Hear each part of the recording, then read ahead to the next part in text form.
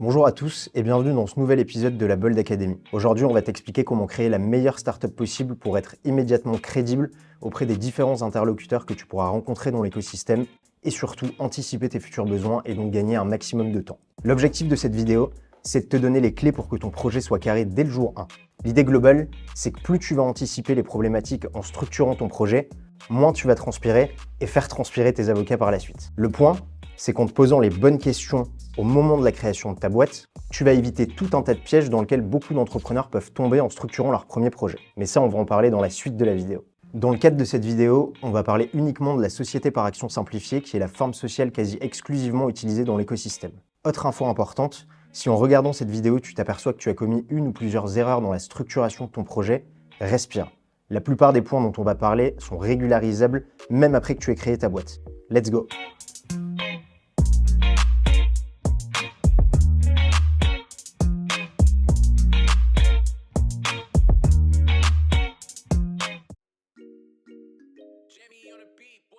Quand tu construis ton projet, tu dois impérativement poser 4 points essentiels. Ces 4 piliers sont l'objet social de ta société, son capital social, le rôle de chaque actionnaire et le siège social. Premier pilier, l'objet social de ta société. C'est ce qui va encadrer ton activité. Par exemple, si tu as une activité de SaaS, ton objet social va ressembler à ça. La façon dont tu formules ton objet social va avoir plusieurs impacts. Premièrement, l'objet social doit être suffisamment large pour ne pas que tu aies besoin de modifier et donc de payer des frais d'avocat et des frais de formalité à chaque fois que tu veux élargir un petit peu le périmètre de ton business. C'est aussi hyper important que tu vérifies en amont de la création de ta boîte si l'activité que tu vas développer via ta société est soumise à une réglementation particulière. Ça serait dommage de prendre un rejet du greffe et de perdre plusieurs jours, voire plusieurs semaines dans la structuration de ta boîte. Petit tips, si tu le souhaites et que ta société a vocation à avoir une activité à impact, tu peux profiter de la Constitution pour obtenir le statut de société à mission. Si tu veux en savoir plus, je te renvoie à la vidéo de Pauline sur le sujet. Deuxième pilier, et sans doute le plus important, le capital social. Lorsque tu structures ton projet, il faut que tu sois particulièrement vigilant au montant et à la répartition de ton capital social. C'est sans doute l'élément le plus important de toute cette vidéo, c'est crucial. On va aborder ce point sous 2 axes. D'abord le montant du capital, puis sa répartition. Concernant le montant du capital social, tu dois retenir que même s'il n'y a pas de minimum légal en SAS, le montant de capital que tu vas injecter dans la société va avoir un impact sur certaines aides que tu pourrais demander, notamment auprès de BPI France qui va regarder ce qu'on appelle les capitaux propres, dont fait partie notamment le capital social. Ce qu'on voit généralement en pratique, c'est des sommes entre 1000 et 5000 euros, mais tu peux mettre moins. Si tu te rends compte que tu as fixé un capital social trop faible, pas d'inquiétude, tu pourras toujours soit l'augmenter, soit réaliser ce qu'on appelle des apports en compte courant d'associés bloqués.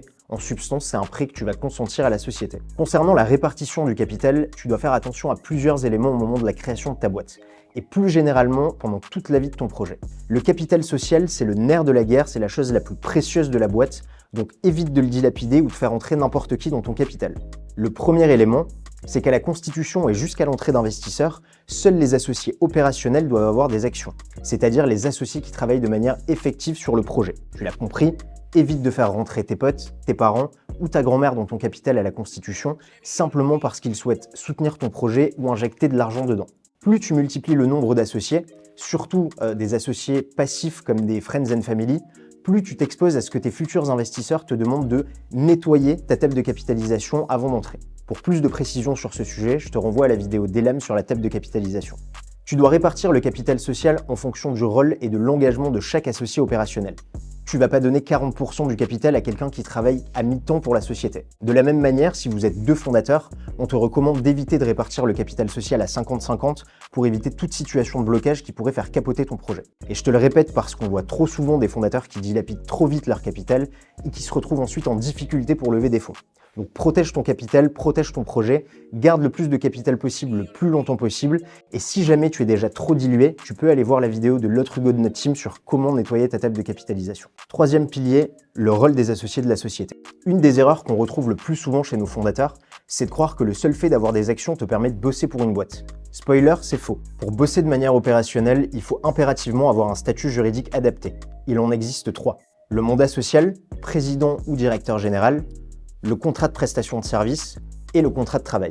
Je te le précise parce que ça m'est déjà arrivé, épouse ou associé, c'est pas un statut qui te permet de bosser de manière opérationnelle pour la société. Au moment de la constitution, on te recommandera toujours de privilégier le mandat social pour toi et tes cofondateurs, pour 2 raisons qui sont très simples.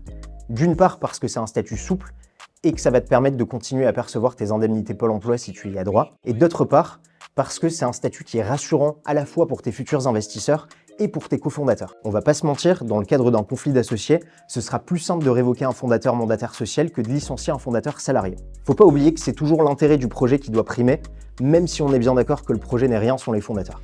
Quatrième et dernier pilier, la localisation du siège social. La localisation du siège social n'est pas à négliger puisqu'elle peut avoir un impact sur plusieurs éléments. D'abord, sur les financements publics que tu peux obtenir. En fonction des régions où tu vas t'implanter, tu vas avoir droit à plus ou moins d'aides et elles sont allouées plus ou moins rapidement. Ensuite, il faut bien que tu notes que si tu as enregistré ton siège social à ton domicile perso, tu ne peux pas embaucher de salariés. Et enfin, dernier tips, c'est tout bête mais ça arrive souvent, mets bien ton siège social à un endroit où tu es sûr d'aller récupérer le courrier. Quand tu vas immatriculer ta société, tu vas recevoir de nombreux documents et ça serait dommage de rater un courrier de l'URSSAF, de l'INPI ou du service des impôts. Ça, ce sont les 4 piliers fondateurs de ta société. Bien bosser ces 4 fondements, c'est t'assurer d'avoir une structure solide qui te permettra d'aller loin au fur et à mesure de l'évolution de ton projet. Mais une fois que tu as créé cette structure et qu'elle est solide, il faut aussi mettre en place des actions pour la protéger. Structurer ton projet de manière carrée, c'est bien, le protéger, c'est mieux. Dans cette partie, on va te donner les clés pour que les intérêts de la société soient protégés et que tu n'aies pas de problème au cours de la vie de la boîte. Comme on a l'habitude de le dire, plus de 2 associés, danger, il te faut absolument un pacte d'associés. C'est le b à bas pour un entrepreneur qui est acculturé et qui veut sécuriser son projet. En plus, c'est un document qui est absolument indispensable à la vie de la boîte. Il y a 7 raisons majeures pour lesquelles tu te dois de conclure un pacte d'associés le plus rapidement possible. On te les remet à l'écran et je te renvoie à la vidéo de Thibaut si tu veux les découvrir en détail.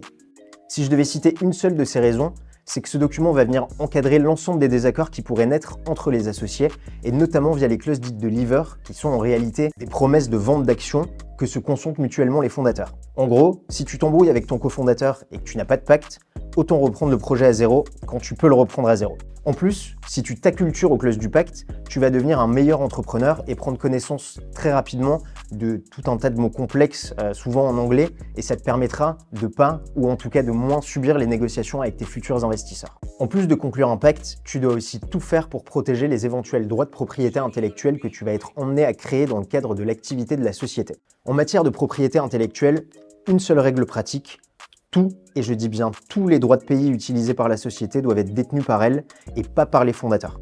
Je te renvoie vers la vidéo de Marthe si tu veux en savoir plus sur le sujet, mais retiens bien les points suivants. Si un de tes cofondateurs quitte la boîte avec l'API, tu peux recommencer ton projet de zéro. De manière générale, il n'y a pas de cession automatique, donc pense à te faire céder aussi les droits de tes salariés, de tes stagiaires et de tes prestataires. Tu peux céder de l'IP de manière hyper simple et dans certains cas même à titre gratuit. Pense aussi à déposer ta marque au nom de la boîte. Là-dessus, je te renvoie aux vidéos d'Alexandra et de Julie pour avoir une stratégie de marque qui déchire. Donc encore une fois, protège-toi, protège ton projet, sois crédible, rédige un pacte le plus rapidement possible. On voit trop de jolis projets se casser la gueule parce que cet aspect a été négligé.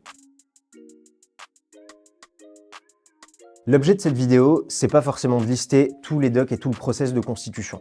Mais comme on est sympa, on va quand même te faire apparaître à l'écran les éléments dont tu vas avoir besoin pour immatriculer ta société. Je te précise qu'à ce stade, le seul doc sur lequel tu dois vraiment réfléchir, c'est les statuts, et notamment avec les 4 piliers qu'on a évoqués avant. Tu pourras trouver nos modèles de statuts à adapter sur notre site internet en cliquant sur le lien en description, avec bien évidemment d'autres modèles d'actes qui vont être hyper utiles. Donc voilà très rapidement les steps à respecter quand tu immatricules ta société. Première étape, tu réfléchis aux 4 piliers et tu structures ton projet correctement. Deuxième étape, tu as réfléchi, donc tu peux rédiger tes statuts en les adaptant au mieux à la structure que tu vises. On va s'arrêter une minute ici pour te donner un autre tips. Si tu as acheté des produits ou des services pour la société, ou même commencé à signer des contrats, tu pourras les viser dans la société pour qu'ils soient repris et que les sommes que tu aurais pu engager te soient remboursées. Pour ce faire, c'est hyper simple, mais on n'y pense jamais. Tu dois simplement indiquer que le contrat est conclu au nom et pour le compte de la société en cours de constitution. Troisième étape, tu déposes ton capital social à la banque qui va te fournir une attestation de dépôt des fonds dont tu auras besoin pour immatriculer ta société. Quatrième étape, tu signes les statuts et les autres documents. Tu fais une publication dans un journal d'annonce légale, ça peut se faire directement en ligne. Cinquième étape, tu déposes ton dossier au greffe, maintenant au guichet unique. Nous, on passe généralement par un formaliste dont c'est le métier, ça nous permet de gagner du temps. En termes de coûts sur les formalités, on va être sur une fourchette entre 290 à 350 € si tu procèdes toi-même aux formalités et sur environ 600 € si tu passes par un formaliste. Sixième étape, tu reçois ton cabis, ton projet est structuré et si tu as bien écouté nos vidéos, tu vas tout de suite lancer la rédaction de ton pacte d'associés. En conclusion, si tu veux bâtir la meilleure boîte possible, sois vif dès le début, structure bien ton projet et surtout protège-le si tu veux être crédible et te lancer dans l'aventure entrepreneuriale sur des bases saines. Merci d'avoir écouté cet épisode. N'hésite pas à poser tes questions en commentaire ou à nous contacter directement sur notre site wearebold.co si tu veux qu'on en parle. D'ici là, abonne-toi à la chaîne pour plus de vidéos sur le légal et les startups. Je te dis à très vite.